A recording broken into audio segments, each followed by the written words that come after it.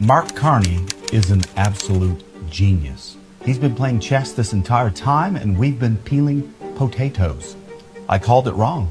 I kept reviewing his tenure at both banks in England and Canada. The numbers weren't well. Deficit increased 18 times, deficit doubled. And I thought, this man is just dumb. It doesn't line up with his education. And then I looked deeper and deeper and deeper, and the conflict of interest that I have discovered is astronomical. And the surgical precision at which we've been duped is staggering. This is going to blow your mind. There's a 95% chance of probability with the succession of the events that I'm about to describe to you. So we all know that Jagmeet won the by-election in 2019 and took a seat in Parliament. In August of 2020, Mark Carney took position as vice chair at Brookfield Asset Management, one of the largest asset management companies in the world. In the fall of 2020, Mark Carney is appointed as economic advisor unofficially to Justin Trudeau pro bono, which means he is absolved of any illegal conflict of interest and does not have to disclose anything. Completely exempt. In November of 2020, Brookfield Asset Management announces Brookfield Asset Management Reassurance Partners Limited, located in Bermuda. We're still at the year 2020.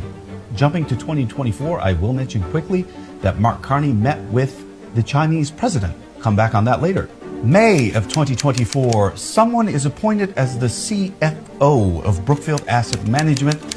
I won't tell you who that is because it's very important, and I'll get to that in a moment. August 12th, 2024, Chandra Airy visits the PM of India with that same CFO for an unsanctioned trip, of which CSIS did notify the Liberal government, but nothing was done about it.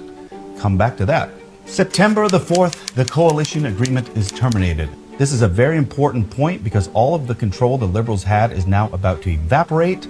Everyone acknowledges the only thing keeping them in power is the fact that Jagmeet needs to make it until February in order to get that pension. So keep that date in mind. February is their deadline to officially execute a plan. 5 days later, Carney was appointed by the Liberals task force on economics. He's the only person still pro bono. Because he's not appointed by the PM, he is still absolved of any illegal conflict of interest. And this position gives him more leverage with the people and with the companies and with the business partners that he's dealing with. Extremely calculated move. Also, September 2024, Brookfield Asset Management solicits the federal government for $50 billion. 36 billion proposed, 10 solicited, and 4 from Brookfield themselves. No further details available on that one. October 31st, Brookfield announces plans to relocate the headquarters to New York from Toronto. Very important, as this move completely reduces Canadian government oversight that complicate conflict of interest. December 20, 2024, Brookfield has a shareholder meeting for the vote and restructure plan. Early January 2025, that move is approved. January 2025, Brookfield relocates to New York. You should be asking yourself right now why the asset company would want their headquarters moved to another country. The relocation shifts jurisdiction, further limiting financial access. They are no longer on the Canadian Business Registry. January 16, Mark Carney resigns. Bear in mind, he's proactively moved all of the investments, including Brookfield's, to an offshore account in Bermuda. That is now a foreign company, and it is virtually impossible to verify or access the portfolio or investments. The same day, he announced his candidacy for the Liberal Party. January 25. Now comes the juicy parts. Chandra Arya is disqualified from the Liberal Party for being manifestly unfit. It's about to get good. February 25th, 2025, Jagmeet officially qualifies for his pension. Now the deadline has arrived, and it is time to surgically penetrate le government. March 9th, Carney wins the leadership race. March 14th, he signed in as PM.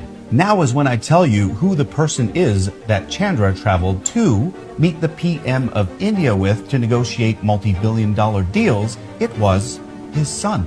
Chandra's son is the CFO at the same company that Mark Carney was vice chair. And here's the brilliant moves. A new PM has 60 days to disclose their investments. Mark Carney calls the minimum legal allotted time for an election, which is 36 days.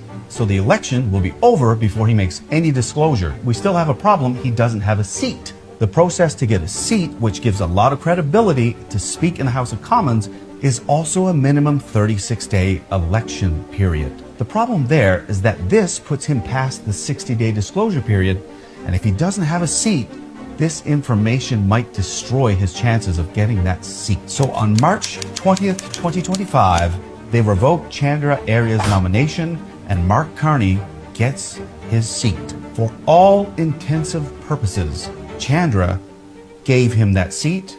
The succession of events all the way back to 2020 have been premeditated at a 95% chance. Mark negotiated a $250 million loan in October last year, met with the CCP in May of last year, advised the federal government to make investments in the exact same project as Brookfield, which he is 100% making profit from for the next 15 years. This man is one of the coldest, most calculating people I have ever seen. And the fact that Brookfield relocated its headquarters appears to me that they are fully under the impression that Mr. Carney can manipulate policy in order to increase the net profit tenfold. And he's already done it.